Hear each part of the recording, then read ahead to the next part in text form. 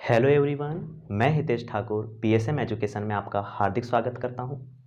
आज हम मैथमेटिक्स में एक और इम्पोर्टेंट और इंटरेस्टिंग टॉपिक पढ़ने वाले हैं जिसका नाम है स्क्वायर रूट यानी वर्गमूल।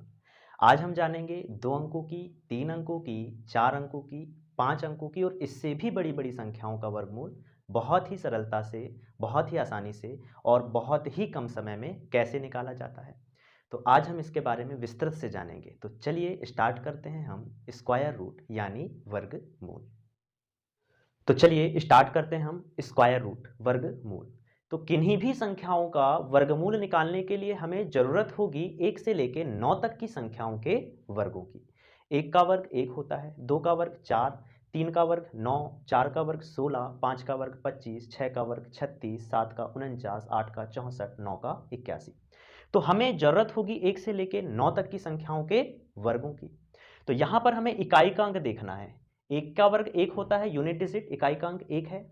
2 का वर्ग 4, यूनिट डिजिट 4 है। 3 का वर्ग 9, यूनिट डिजिट 9 है। 4 का वर्ग 16, यूनिट डिजिट 6 है। 5 का वर्ग 25, यूनिट डिजिट 5 है। 6 का वर्ग 36, यूनिट डिजिट 6 है। 7 का 49, 9 है यूनिट डिजिट। 8 का 64, 4 है यूनिट डिजिट और 9 का 81, 1 है यूनिट डिजिट। तो यहां हम देख रहे हैं कि जो यूनिट डिजिट आए हुए हैं वो दो दो संख्याओं के यूनिट डिजिट होते हैं। जैसे एक यूनिट डिजिट जो है, एक जो इकाई का अंक है वो किसके किसके वर्ग में आता है? 1 के वर्ग में भी एक आता है और 9 के वर्ग में भी एक आता है। यानी एक किन दो संख्याओं के वर्गों में आता है? एक इकाई का अंक 1 के वर्ग में भी आता है और 9 के वर्ग में भी आता है। चलिए देखते हैं 4 जो है वो किसके किसके वर्ग में इकाई का अंक आता है। तो 4 जो है वो 2 के वर्ग में भी आता है और 8 के वर्ग में भी 4 आता है। यानी 4 भी दो संख्याओं के वर्गों का इकाई का अंक होता है। 6 की बात करें, 6 जो है इकाई का अंक वो भी दो संख्याओं के वर्गों में आता है। 4 के वर्ग में भी 6 आता है और 6 के वर्ग में भी 6 आता है। हाँ, बात करें हम 5 की, तो 5 सिर्फ एक ही संख्या के वर्ग में आता है और वो है 5 के वर्ग में आता है। तो ये बात हमें थोड़ा सा ध्यान देना है कि 1 जो है वो 1 के वर्ग में 9 के वर्ग में आता है। 4 2 के वर्ग में भी आता है और 8 के वर्ग में भी आता है। 9 3 के वर्ग में भी आता है, 7 के वर्ग में भी आता है और 6 जो है वो 4 के वर्ग में भी आता है और 6 के वर्ग में भी आता है। इसका मतलब यह है कि कोई भी परफेक्ट स्क्वायर नंबर होगा, कोई भी पूर्ण वर्ग संख्या होगी, उसका इकाई का अंक 0 1 4 5 6 9 यही हो सकते हैं। इसके अलावा कोई भी दूसरा अंक नहीं हो सकता। यानी कभी क्वेश्चन हमसे पूछ ले कि किसी संख्या का इकाई का अंक निम्न में से कौन सा नहीं हो सकता, तो याद रखेंगे किसी भी परफेक्ट स्क्वायर नंबर का यूनिट डिजिट कभी भी 2 3 7 और 8 नहीं हो सकता। यदि किसी नंबर के यूनिट डिजिट में 2 3 7 8 है यानी वो परफेक्ट स्क्वायर नंबर नहीं होगा। परफेक्ट स्क्वायर नंबर होने के लिए यूनिट डिजिट में 0 1 4 5 6 और 9 का होना अनिवार्य है। तो चलिए समझते हैं, कुछ संख्याओं का वर्ग निकाल के देखते हैं, वर्गमूल निकाल के देखते हैं हम। तो यहां पर हमें निकालना है 196 का वर्गमूल निकालना है। तो सबसे पहले यहां यूनिट डिजिट देखेंगे हम। यहां पर हमने देखा यूनिट डिजिट कितना है, 6 है और हमें पता है 6 जो है वो किसके किसके वर्ग में आता है? 16, 4 चौके 16, 4 के वर्ग में भी 6 आता है और 36 6 के वर्ग में भी आता है। तो यूनिट डिजिट जो 6 है वो 4 के वर्ग में भी आ रहा है और 6 के वर्ग में भी आ रहा है। तो यहां हम 4 भी लिख देंगे और ऑब्लिक 6 भी लिख देंगे। यानी कि इस संख्या का जो वर्गमूल होगा उसका यूनिट डिजिट या तो 4 होगा या तो 6 होगा, लेकिन दो तो हो नहीं सकते। इन दोनों में से एक ही आंसर हमारा सही होगा, उसको हम चेक करेंगे आगे चल के। तो सबसे पहले स्टेप में हमें क्या करना है कि किसी भी संख्या का यूनिट डिजिट देखेंगे। जैसे यहां 6 है तो 6 4 के वर्ग में भी आता है, 6 के वर्ग में भी आता है, लिख दिया हमने। अब हम वर्गमूल निकाल रहे हैं, इसलिए इकाई की ओर से 2 अंकों को छोड़ देंगे। वर्ग का मतलब होता है 2, वर्ग का मतलब होता है 2, इसलिए हमने इकाई की ओर से, यूनिट डिजिट की ओर से 2 अंकों को हमने छोड़ दिया और बची संख्या को देखा तो बची संख्या है 1। क्या एक पूर्ण वर्ग संख्या है? बिल्कुल है, एक पूर्ण वर्ग संख्या है। वो किसका वर्ग होता है? 1 का वर्ग होता है। ये जो 1 है ये परफेक्ट स्क्वायर नंबर है जो 1 के वर्ग में आता है। तो इसके आगे भी 1 लिख देंगे, इसके आगे भी 1 लिख देंगे। यानी 196 का वर्गमूल 14 हो सकता है या 16 हो सकता है, लेकिन दोनों में से एक ही आंसर सही है। वो कौन सा आंसर सही होगा ये चेक करने के लिए दोनों के बीचों बीच की संख्या देखेंगे, 15। दोनों के बीचों बीच की संख्या होती है 15 और 15 का वर्ग होता है 225। बस इस 225 से कंपेयर कर लेंगे 196 की। अगर 225 से 196 छोटा है यानी 14 इसका वर्गमूल हो जाएगा। तो फाइनल आंसर 14 हो गया। तो इसका फाइनल आंसर हो गया 196 का वर्गमूल 14 हो गया। चलिए एक प्रश्न और समझते हैं।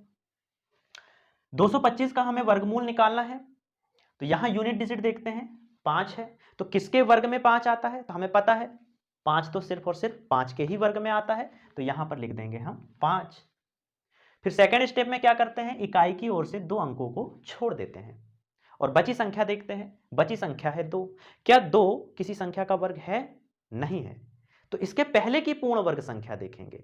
2 के पहले की पूर्ण वर्ग संख्या 1 होती है। 2 के पहले की पूर्ण वर्ग संख्या 1 है, जो किसके वर्ग में आता है?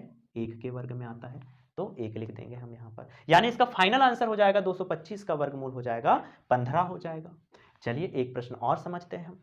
576 इसका हमें वर्गमूल निकालना है, तो सबसे पहली स्टेप हमें देखना है यहां per unit digit. Unit digit कितना है? यहां पर 6 है, तो किसके किसके वर्ग में 6 आता है? तो हमें पता है 6 जो है वो 4 के वर्ग में भी आता है और 6 के वर्ग में भी आता है, तो यहां लिख देंगे 4 और 6 लिख देंगे।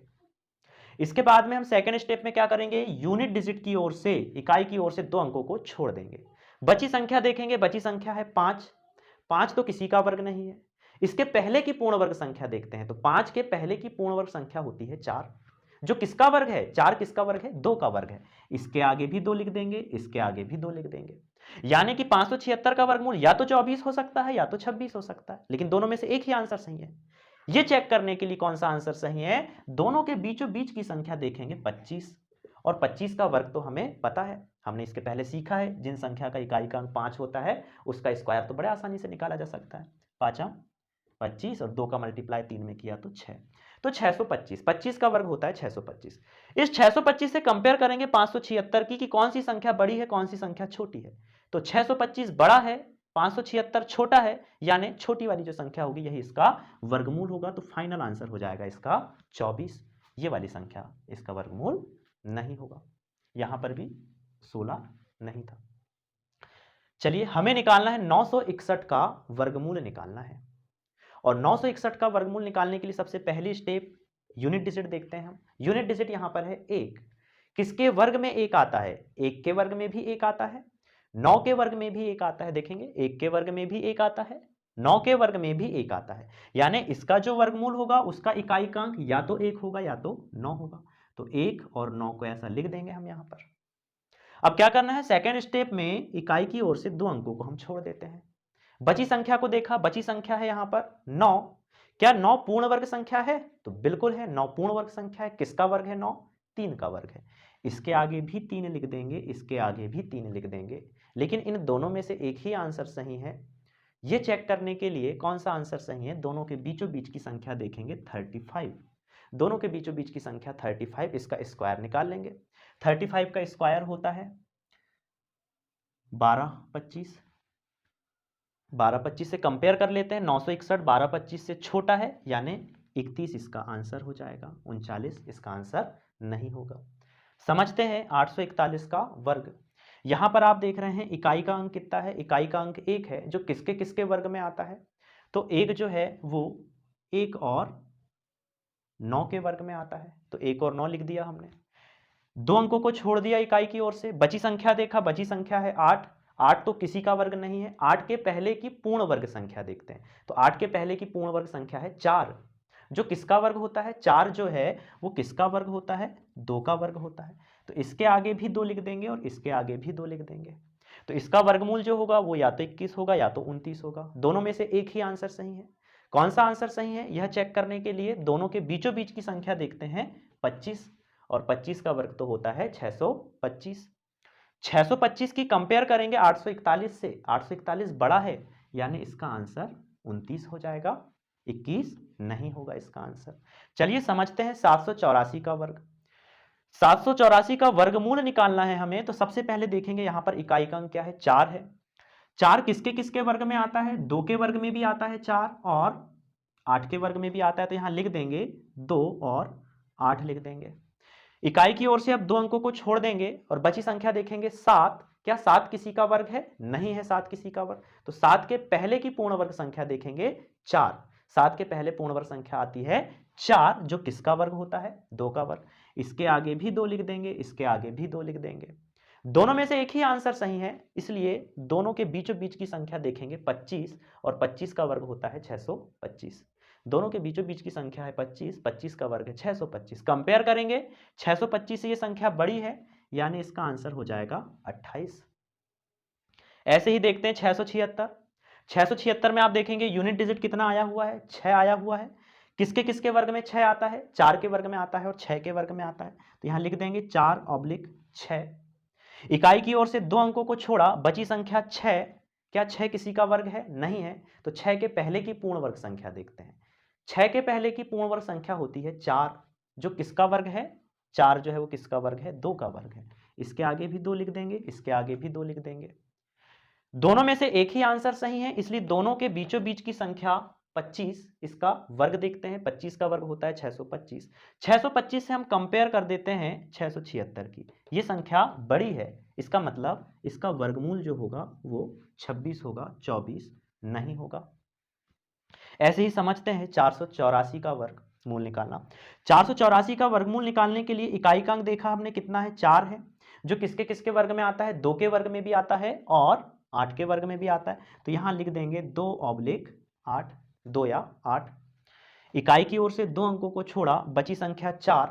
4 को देखा, क्या 4 पूर्ण वर्ग संख्या है? तो बिल्कुल है 4 पूर्ण वर्ग संख्या। तो किसका वर्ग है 4? 4 2 का वर्ग है। इसके आगे भी 2 लिख देंगे, इसके आगे भी 2 लिख देंगे और देखेंगे इन दोनों में से कौन सा आंसर सही है। तो दोनों के बीचों बीच की संख्या होती है 25 और 25 का वर्ग होता है 625। 625 से 484 की कंपेयर किया, ये संख्या छोटी है, यानी 22 इसका आंसर सही हो जाएगा, 28 नहीं होगा।